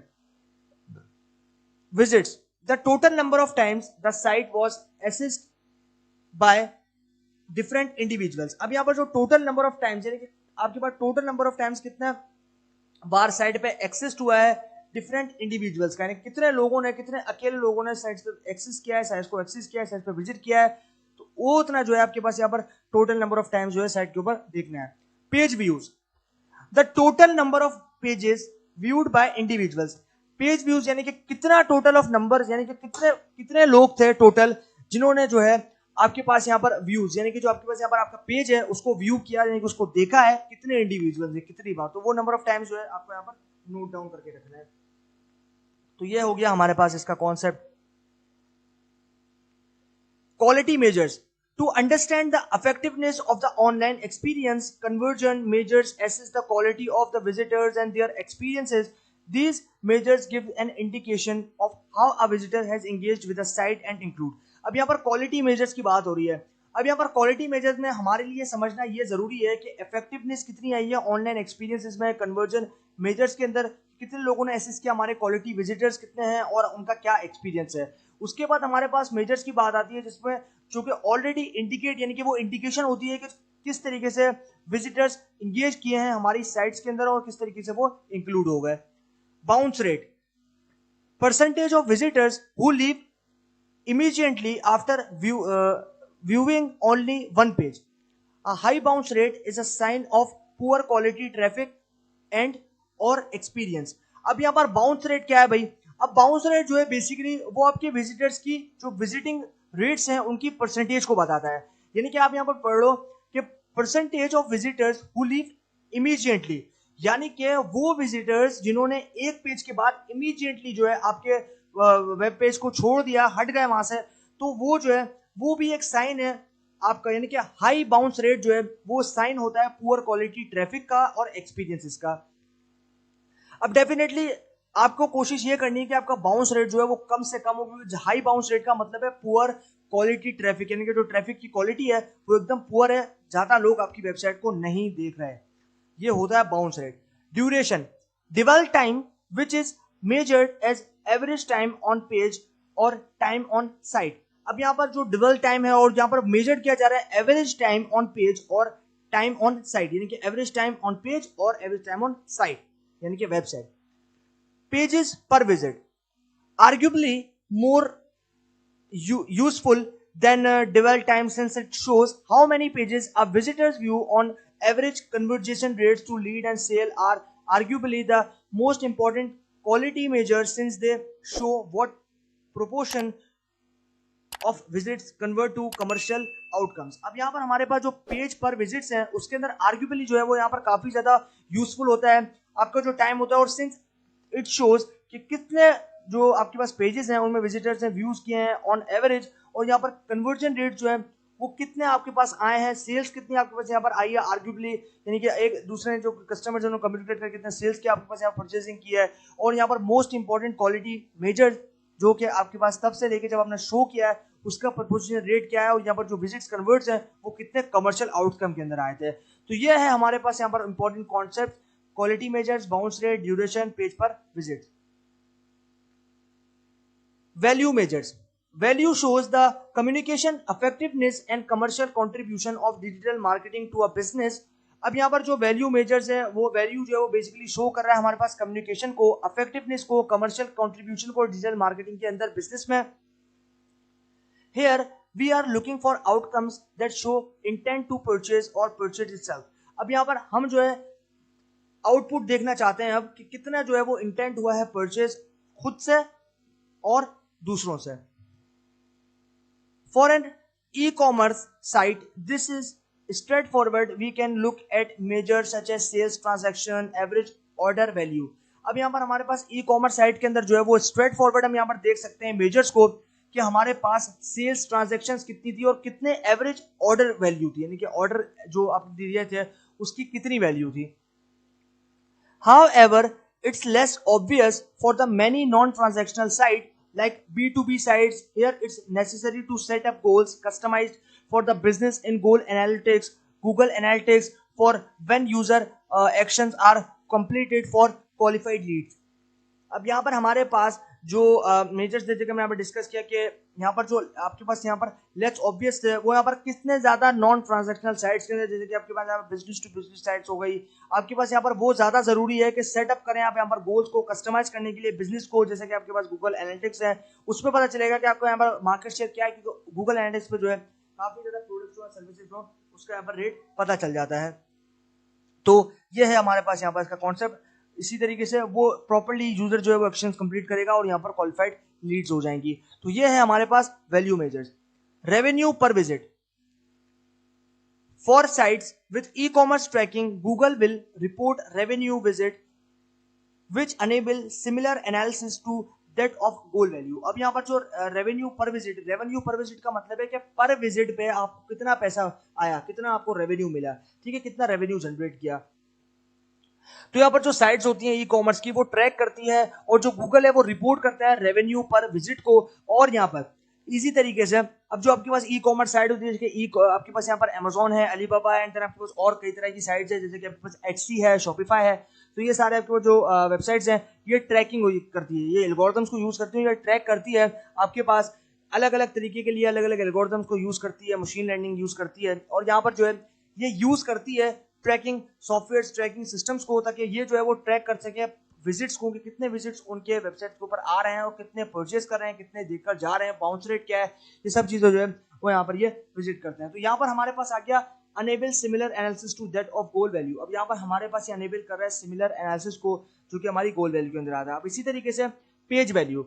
If marketers review this measure for pages they can determine which pages are promoting the creation of value enabling you to improve customer journeys. अब यहाँ पर हमारे पास जो मार्केटर्स हैं वो रिव्यू कर रहे हैं मेजर्स करने के लिए पेजेस को और यहाँ पर डिटरमाइन कर रहे हैं पेजेस को प्रमोट करने के लिए क्रिएशन ऑफ वैल्यू, यानी कि जो वैल्यू है उसको क्रिएट करने के लिए, और यहाँ पर अनेबल कर रहे हैं ताकि वो जो है इंप्रूव कर सके अपने कस्टमर्स की जर्नी को.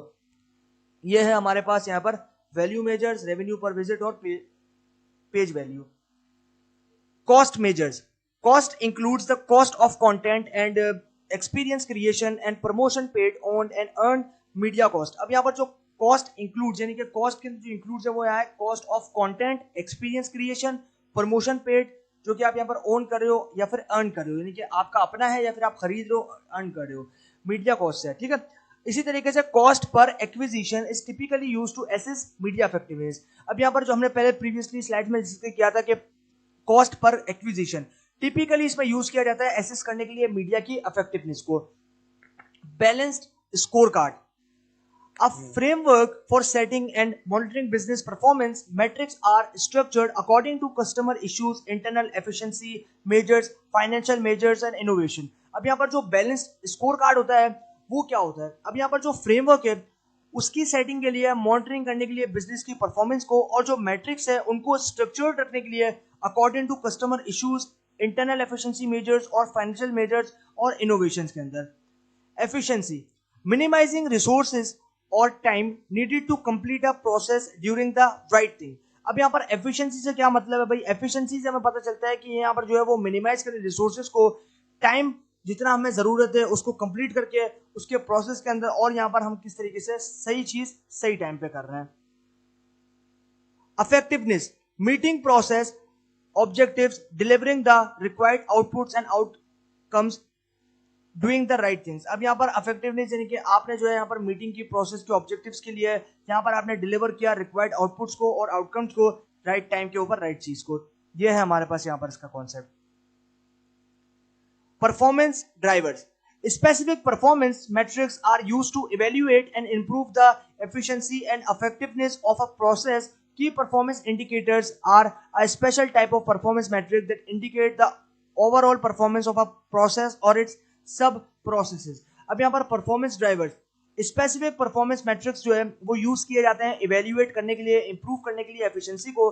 इफेक्टिवनेस जो है वो प्रोसेस की होनी चाहिए, और यहाँ पर जो की परफॉर्मेंस इंडिकेटर्स है यानी कि केपीआईज है वो एक special type of performance matrix होता है जो कि इंडिकेट करता है ओवरऑल परफॉर्मेंस की, प्रोसेस की और सब प्रोसेस के अंदर, और प्रोसेस के अंदर सब प्रोसेस की। An example for KPIs for an online electrical good retailer improving the results from the e-commerce site involves using the techniques on the left of the diagram to improve the performance drivers and show the KPI। अब यहाँ पर जो मिसाल के तौर पे कि जो KPIs होती है बेसिकली वो एक ऑनलाइन इलेक्ट्रिकल गुड्स रिटेलर्स होती है, जहाँ पे हमारे पास जो इंप्रूव करती है रिजल्ट्स को हमारे ई कॉमर्स के साइट्स को, कि वो इन्वॉल्व करें दूसरी हम लोग यहाँ पर टेक्निक्स को यूज करते हैं ताकि हम जो है यहाँ पर जो आपके पास यहाँ पर लेफ्ट डायग्राम्स है उसके अंदर हमने यहाँ पर इंप्रूव किया, और यहाँ पर हम किस तरीके से परफॉर्मेंस ड्राइवर्स को इंप्रूव कर सकते हैं, और यहाँ पर हम जो है केपीआईज के जो है लेकर उसको और ज्यादा इंप्रूव कर सकते हैं। तो ये है परफॉर्मेंस ड्राइवर्स जो कि परफॉर्म को इंप्रूव करते हैं, परफॉर्मेंस को इंप्रूव करते हैं overall. The KPI is the total online sales figure for a traditional retailer. This could be compared as a percentage to other retail channels such as mail order और retail stores। अब यहाँ पर जो KPI होती है basically वो यहाँ पर ऑनलाइन सेल्स फिगर्स के अंदर, या फिर आपके पास जो ट्रेडिशनल रिटेलर्स होते हैं, जो कि पुराने रिटेलर्स होते हैं, वो कंपेयर करते हैं परसेंटेज, और वो किस तरीके से रिटेल करते हैं दूसरे चैनल्स को, जैसे आपके पास यहाँ पर मेल ऑर्डर्स है, रिटेल ऑर्डर्स है, ये स्टोर्स हैं, ये सब चीजें आपके पास आती है इसमें। It can be seen that this KPI is dependent on performance drivers such as number of site visits or average order value which combine to govern this KPI। अब यहाँ पर ये जो है वो देखता है KPI की डिपेंडेंटी को, क्योंकि वो परफॉर्मेंस का यहाँ पर जो परफॉर्मेंस ड्राइवर्स हैं जैसे कि आपके पास यहाँ पर नंबर ऑफ साइट विजिट्स हो, एवरेज ऑर्डर वैल्यू हो, और आपके पास कंबाइन हो, गवर्न, इन सभी को कर देती है वो KPI। ठीक है, कंबाइन करने से गवर्न करती है KPI जो आपके पास यहाँ पर देखें की performance indicators. Performance matrix measures are used to evaluate and improve the efficiency and effectiveness of business process। Performance matrix क्या कहते हैं, मेजर्स करते हैं हमारे पास, ये यूज होते हैं इवेल्युएट करने के लिए और इंप्रूव करने के लिए एफिशिएंसी को और इफेक्टिवनेस को हमारे बिजनेस के प्रोसेसेस की। की performance indicators KPIs, metrics used to assess the performance of a process or a whether set goals are achieved। अब यहाँ पर हमारे पास जो की परफॉर्मेंस इंडिकेटर्स होते हैं वो यूज किए जाते हैं एज अ मैट्रिक्स, और वो ये आइडेंटिफाई करते हैं कि क्या परफॉर्मेंस थी प्रोसेस की, और यहाँ पर जो हमने गोल्स को सेट किया था क्या वो अचीव हो गए, इस चीज का ध्यान रखती है की performance indicators. Leading and lagging performance indicators यानी कि LLPI, leading and lagging performance indicators. When developing goals and measurement systems used to review and improve performance of digital channels, it is also helpful to consider which are leading and lagging indicators of performance. अब यहाँ पर जो developing goals हैं और जो आपके पास यहाँ पर मेजरमेंट सिस्टम्स हैं वो यूज किए जाते हैं रिव्यू करने के लिए और इंप्रूव करने के लिए परफॉर्मेंस को डिजिटल चैनल्स के अंदर, और यहाँ पर ये यूज किए जाते हैं और यहाँ पर ये हेल्पफुल होते हैं कंसिडर करने के लिए, रीड करने के लिए, लैग करने के लिए इंडिकेटर्स को परफॉर्मेंस के। तो ये है leading and lagging performance indicators, key performance indicators और performance matrix. A leading performance indicator is a metric that is suggestive of future performance. Think of the amber preceding the green light on traffic lights on a short time scale. The benefit of leading indicator is that they enable measures to be proactive in shaping future performance. अब यहाँ पर हमारे पास ये जो है वो lead कर रहा है परफॉर्मेंस इंडिकेटर्स को, जो मैट्रिक्स है बेसिकली, और यहाँ पर ये सजेस्टिव है फ्यूचर की परफॉर्मेंस के लिए, और यहाँ पर ये सोच रहा है कि भाई हम जो है किस तरीके से प्रिसीड कर सकते हैं green light on traffic lights बिल्कुल कम टाइम स्केल में। और ये जो है वो बेनिफिट देता है आपके पास यहाँ पर लीड करके इंडिकेटर्स को, ताकि वो अनेबल कर सके मैनेजर को प्रोएक्टिवली काम करने के लिए, और यहाँ पर शेप करता है फ्यूचर परफॉर्मेंस को। Repeat sales metrics. If repeat conversion rates are falling or the average time between sales latency is falling, then these are warning signs of future decline sales volume, for which proactive actions can be taken through a customer email marketing program। अब यहाँ पर जो repeat sale metric, अब इसका क्या मतलब है? अब यहाँ पर ये कहता है कि if repeat conversion rates are falling, अगर आपके पास जो repeat conversion rates हैं वो गिर रहे हैं, यानी कि बहुत तेजी से गिर रहे हैं, तो जो एवरेज टाइम है आपके पास between sales latency, sale latency का मतलब है कि आपके पास जो सेल्स की लेटेंसी यानी कि जो सेल्स की स्पीड है वो अगर गिर रही है, कम हो रही है, फॉल हो रही है, तो ऐसी सिचुएशन में ये एक वार्निंग है, एक साइन है कि आप फ्यूचर की जो आपके पास यहाँ पर सेल्स है उसके वॉल्यूम को डिक्लाइन कर सकता है। तो इसीलिए आपको यहाँ पर प्रोएक्टिव एक्शंस लेने हैं ताकि आप जो है यहाँ पर कस्टमर्स को मेल कर सको और कस्टमर्स जो मार्केट प्रोग्राम्स हैं उनको गाइड कर सको। ये है हमारे पास repeat sale metrics. Customer satisfaction और advocacy ratings such as the net promoter score. अब यहाँ पर कस्टमर्स की सेटिस्फेक्शन और एडवोकेसी रेटिंग्स के बारे में बात होगी नेट प्रोमोटर स्कोर के अंदर। If these are trending downwards और return rates are increasing, this may be a sign of a future decline in repeat sales since more customers are dissatisfied। अब यहाँ पर हमारे पास जो नेट प्रोमोटर जो score है उसके अंदर कहता है कि जो ट्रेंडिंग आपके पास डाउनवर्ड्स है, रिटर्न के अंदर के रिटर्न रेट्स क्या है और वो यहाँ पर इंक्रीज कर रहे हैं, ये एक साइन होता है फ्यूचर डिक्लाइन का रिपीट सेल्स के अंदर, तब जब आपके पास जो बहुत सारे कस्टमर्स हैं वो यहाँ पर डिससेटिस्फाइड हो। Sales trends compare to market audience trends. अब यहाँ पर सेल ट्रेंड्स कंपेयर करेंगे मार्केट ऑडियंस ट्रेंड्स के अंदर। If, for example, online sales are increasing at a lower rate than overall online audiences for a product category are indicated। अब यहाँ पर मिसाल के तौर पे जो आपके पास यहाँ पर ऑनलाइन सेल्स है वो इंक्रीज कर रही है आपके पास यहाँ पर लोअर रेट को, ओवरऑल जो आपके पास ऑनलाइन ऑडियंस है प्रोडक्ट की कैटेगरीज के अंदर वो यहाँ पर इंडिकेटेड है through different panels of data, hit wise और सर्चेज, और आपके पास यहाँ पर पर्टिकुलरली जो कैटेगरीज होती हैं उसके साथ, और ये वार्निंग देती है आपको, ये साइन होता है कि यहां पर उस चीज की जरूरत है जिसके ऊपर आपको एक्ट करना है। Leading performance indicator, a measure that is suggestive of future performance and so can be used to take proactive actions to shape future performance. अब यहाँ पर लीडिंग परफॉर्मेंस इंडिकेटर का मतलब है कि ये जो है वो एक मेजर है जो कि सजेस्टिव है आपके पास फ्यूचर परफॉर्मेंस, यानी कि वो जो है आपको फ्यूचर परफॉर्मेंस के हिसाब से सजेस्ट करता है और यहाँ पर यूज करता है कि आप यहाँ पर किस तरीके से प्रोएक्टिव एक्शंस को लो ताकि आप शेप आउट कर सको फ्यूचर परफॉर्मेंस को।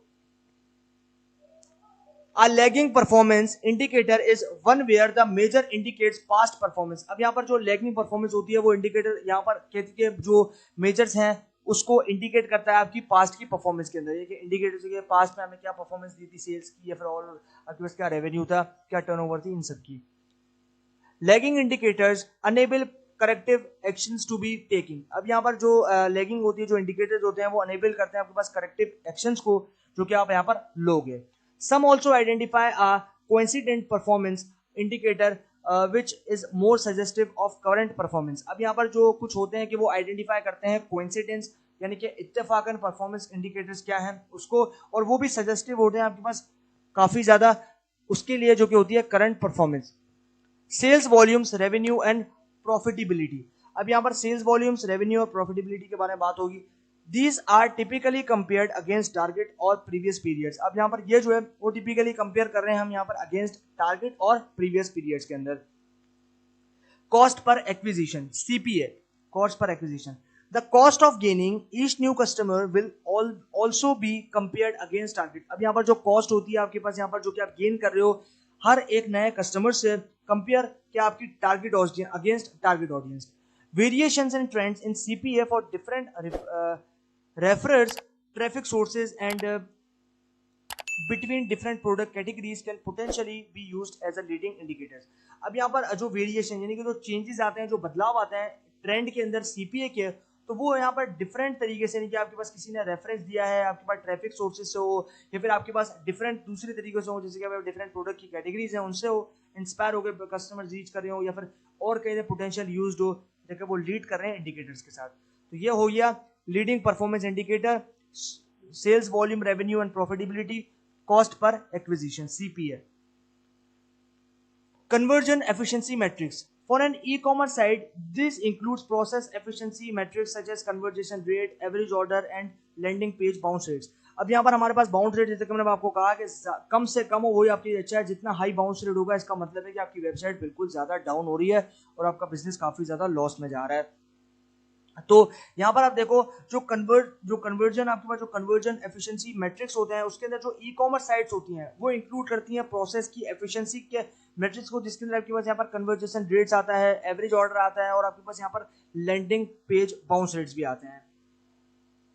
Lagging performance indicator, a measure that indicates past performance, corrective actions can then be applied to improve performance। अब यहाँ पर जो मेजर्स होते हैं वो इंडिकेट कर रहे हैं हमारी पार्ट्स की परफॉर्मेंस के ऊपर, हमारे पास यहाँ पर लिए जा रहे हैं करेक्टिव एक्शंस को ताकि वो अप्लाई किए जाए, इंप्रूव किए जाए हमारी परफॉर्मेंस को।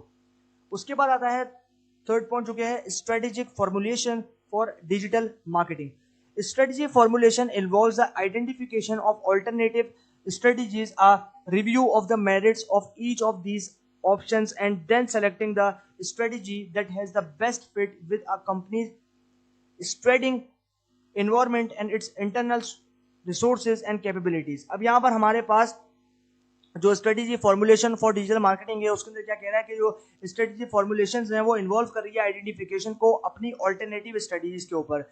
ऑल्टरनेटिव स्ट्रेटेजी का मतलब ये है कि अगर एक स्ट्रेटेजी काम नहीं करती उसके अलावा आप ऑल्टरनेटिवली जो है उसके हिसाब से कौन सी स्ट्रेटेजी ले सकते हो। और यहाँ पर रिव्यू कर रही है मैट्रिक्स को और यहाँ पर डिफरेंट दूसरे ऑप्शन हैं जिसके अंदर क्या यहाँ पर सेलेक्ट कर रहे हो डिफरेंट स्ट्रेटेजीज को जो कि बेस्ट फिट होगा आपकी कंपनीज की ट्रेडिंग एनवायरनमेंट के लिए और यहाँ पर इंटरनल रिसोर्सेज के लिए और कैपेबिलिटीज के लिए। Companies should be realistic about what their strategies can achieve and must base digital strategies on sound logic and through analysis। अब यहाँ पर हमारे पास जो कंपनीज हैं वो यहाँ पर काफी ज्यादा रियलिस्टिक है, हमारे पास स्ट्रेटेजीज जो कि हमने अचीव की और यहाँ पर ये जो है वो डिजिटल स्ट्रेटेजीज के अंदर जो कि जिसके अंदर आपके पास यहाँ पर ऑन साउंड लॉजिक हो या फिर आपके पास थ्रू एनालिसिस हो, ये है हमारे पास strategy formulation for digital marketing. Strategy formulation, generation, review and selection of strategies to achieve strategic objectives. अब यहाँ पर जनरेशन जो है यानी कि जनरेशन जो है आप जनरेट कर रहे हो, रिव्यू कर रहे हो, सिलेक्शन कर रहे हो स्ट्रेटेजीज को और अचीव कर रहे हो स्ट्रेटेजिक ऑब्जेक्टिव्स को जो अपने स्ट्रेटेजी के अंदर शामिल किए, तो फिर बाद में आपको जो है सक्सेशन होती है कि आपको पता चलता है कि हाँ जो हमने गोल्स बनाया था वो एकदम सही से काम हो गए। Online tactical marketing segmentation, tactical segmentation enables targeting based on customer journey behavior such as search behavior, content access and contribution to social media। अब यहाँ पर जो ऑनलाइन टेक्टिकल मार्केटिंग सेगमेंटेशन है उसके अंदर क्या होता है, जो टेक्टिकल सेगमेंटेशन है वो अनेबल कर रहा है टारगेटिंग बेस्ड ऑडियंस को, कस्टमर्स को, ताकि उनके अंदर जो बिहेवियर्स हैं जैसे कि आपके पास सर्च बिहेवियर क्या है, कंटेंट एक्सेस किस किस तरीके के उनको प्रोडक्ट नीड्स होती है, कंटेंट उनकी एक्सेस क्या है, किन किन कंटेंट पे वो एक्सेस कर रहे हैं और कंट्रीब्यूशन जो है सोशल मीडिया का वो कितना है उनके अंदर। Market development, online channels are used to sell into new markets taking advantage of the low cost of advertising internationally without the necessary for a supporting sell infrastructure in the customer country. अब यहाँ पर market development से हमें क्या समझ में आता है, ऑनलाइन चैनल्स जो कि यूज कर रहे हैं सेल करने के लिए न्यू मार्केट्स को और यहाँ पर उनसे जो है वो एडवांटेजेस मिल रहे हैं, जैसे कि आपके हमारे लो कॉस्ट एडवर्टाइजिंग मिल रही है इंटरनेशनली जो है यानी कि बाहर की कंट्रीज में भी जो है आप अपने प्रोडक्ट को एडवर्टाइज करा रहे हो बिल्कुल लो कॉस्ट के अंदर विदाउट नेसेसरी सपोर्टिंग सेल्स, यानी कि बगैर किसी सेल की सपोर्टिंग के लिए और कोई इंफ्रास्ट्रक्चर के लिए जो कि आप कस्टमर्स की अपनी कंट्री के अंदर है। The internet has help low cost airlines such as EasyJet and Vienna to cost effectively enter new markets served by their routes। अब यहाँ पर जो इंटरनेट है वो हेल्प कर रहा है लो कॉस्ट एयरलाइंस को, जैसे कि आपके पास EasyJet है, आपके पास Ryanair है, और आपके पास जो यहाँ पर ये है वो कॉस्ट इफेक्टिव है, यानी कि कॉस्ट इफेक्टिवली जो है वो एंटर करती है न्यू मार्केट्स के अंदर जाके सर्व कर सके इनके रूट के द्वारा। तो ये है हमारे पास यहाँ पर market development, online technical market segmentation और strategic formulation. Product development, the web can be used to add value to or extend existing products for many companies। अब यहाँ पर प्रोडक्ट डेवलपमेंट तो जो कि सबसे ज्यादा इस पूरे कोर्स में इंपॉर्टेंट फैक्टर है कि प्रोडक्ट की डेवलपमेंट काफी इंपॉर्टेंट होती है। The web can be use to add value to और एक्सटेंड एक्जिस्टिंग प्रोडक्ट। अब यहाँ पर जो वेब है वो यूज करें, यहाँ पर हम यूज कर रहे हैं अपना जो प्रोडक्ट है उसके अंदर वैल्यू को ऐड करने के लिए एक्जिस्टिंग प्रोडक्ट के अंदर, जो कि सारी कंपनी यूज करती हैं। फॉर एग्जांपल, मिसाल के तौर पे जो कार है आपके पास, जो कार मैन्युफैक्चरर है वो पोटेंशियली प्रोवाइड कर रहे हैं परफॉर्मेंस और सर्विस इंफॉर्मेशन वाया वेबसाइट्स, यानी कि कार के अंदर क्या क्या फीचर्स है, कार की प्राइसिंग क्या है, किन किन कलर्स में कार अवेलेबल है, और कार के अंदर क्या क्या फीचर्स हैं, कार जो है वो क्या क्या चीज़ें, कितना फ्यूल देती है, कार इलेक्ट्रिक है या फिर कार फ्यूल बेस्ड है। तो ये सब चीज़ें जो है ना ये आपको उनकी वेबसाइट पर डिटेल मिल जाती हैं। Facilities can be provided to download tailored brochures, book at a test drive or tailor features required from a car model। अब यहाँ पर फैसिलिटेट जो है, यहाँ पर फैसिलिटीज जो कि प्रोवाइड कर रही है, डाउनलोड कर सकते हो, जैसे कि आप यहाँ पर डाउनलोड कर सकते हो ब्रोशर्स को, उनकी जो टेस्ट ड्राइव बुक्स हैं उनको, जो आपके पास यहाँ पर टेलर फीचर्स हैं जो कि रिक्वायर्ड होते हैं कार के मॉडल के अंदर, उसको कि क्या क्या किस तरीके से कार को डिजाइन किया गया, कार का मॉडल जो उसको मैं डिस्क्राइब किया हुआ है। तो ये है हमारे पास यहाँ पर प्रोडक्ट की डेवलपमेंट के सारे प्रोडक्ट की डिटेल उसको उसकी वेबसाइट के ऊपर मिल रही है जहाँ पर वो उस प्रोडक्ट को बाय करने के लिए गया है। यानी कि कार की वेबसाइट पे गया तो डेफिनेटली कार की डिटेल्स उसको वहाँ पर सारी मिल गई, प्राइसिंग, कलर्स, कार किन किन तरीके के फ्यूचर्स को अडॉप्ट करी है, कार फ्यूल है या इलेक्ट्रिक बेस्ड है या फ्यूल बेस्ड है, तो ये सारी जो है हमारे पास डिटेल्स मिल गई। तो इससे क्या है, इससे कस्टमर्स का जो बेसिकली पॉइंट है, पॉइंट ऑफ परचेजिंग है, वो काफी ज्यादा क्लियर हो जाता है। मतलब वो ये समझता है कि हाँ ये सारे फीचर जो मुझे इस तरीके से कौन कौन से फीचर जो है वो उसको रिक्वायर्ड थे और उसकी जो रिक्वायरमेंट है उसके हिसाब से कार जो है वो क्या क्या शो कर रही है। Diversification, in this sector new products are developed that are sold into new markets. The internet alone can not facilitate these high risk business strategies, but it can facilitate them at lower cost than have previously been possibly। अब यहाँ पर क्या है, diversification, यानी कि कब diverse हो जाए, पलट जाए। इन दिस सेक्टर, इस सेक्टर के अंदर जो न्यू प्रोडक्ट्स हैं वो डेवलप हो रहे हैं आपके पास बेचने के लिए, बिकने के लिए न्यू मार्केट्स के अंदर। और यहाँ पर जो इंटरनेट है वो इंटरनेट अकेले ही जो है यहाँ पर वो फैसिलिटेट कर रहा है, बल्कि अकेले वो यहाँ पर फैसिलिटेट नहीं कर सकता, क्योंकि यहाँ पर हाई रिस्क होता है बिजनेस की स्ट्रेटजीज का, कि क्या क्या स्ट्रेटजी बिजनेस ने बनाई, और यहाँ पर वो फैसिलिटेट कर रही है लो कॉस्ट, यानी कि लो कॉस्ट के अंदर प्रीवियसली उन्होंने क्या किस तरीके से पॉसिबल था कि उन्होंने किस तरीके से कस्टमर्स को रीच किया और यहाँ पर किस तरीके से डिटेल्स उनको प्रोवाइड किया ताकि उनके लिए जो है वो यहाँ पर आसानी क्रिएट हो जाए। Okay, business and revenue models strategies. Strategy formulation of often requires company to evaluate new models, since to survive in the digital age means companies and need to constantly innovate in order to defend market share from competitors and new entrants। अब यहाँ पर strategies, जो business strategy जो revenue models होते हैं, strategy formulation के अंदर required होता है कि जो कंपनीज होती हैं वो किस तरीके से इवेल्युएट कर रही है न्यू मॉडल्स को, किस तरीके से वो सर्वाइव कर रही है डिजिटल एज के अंदर। जो कंपनीज होती हैं उनको क्या क्या जरूरत है, कॉन्स्टेंट किस तरीके से कॉन्स्टेंटली इनोवेट कर रही है इन अपने ऑर्डर्स को डिफेंड करने के लिए, मार्केट के शेयर्स को, और यहाँ पर कॉम्पिटिटर्स को, और क्या क्या न्यू इंट्रेंट्स हैं। कंपनीज जो है वो किस तरीके से लीड कर रही है एज ऑफ टेक्नोलॉजी, जैसे कि फेसबुक है, गूगल है, वो कॉन्स्टेंटली इनोवेट कर रही है थ्रू एक्वायरिंग अदर कंपनीज, दूसरी कंपनीज को एक्वायर करके, और यहाँ पर इंटरनल सोर्स को, डेवलपमेंट को, इन सभी सारे फैक्टर्स को लेकर। तो ये है business and revenue model strategy. Business model, a summary of how a company will generate revenue, identifying its product, offering value added services, revenue sources and target customers।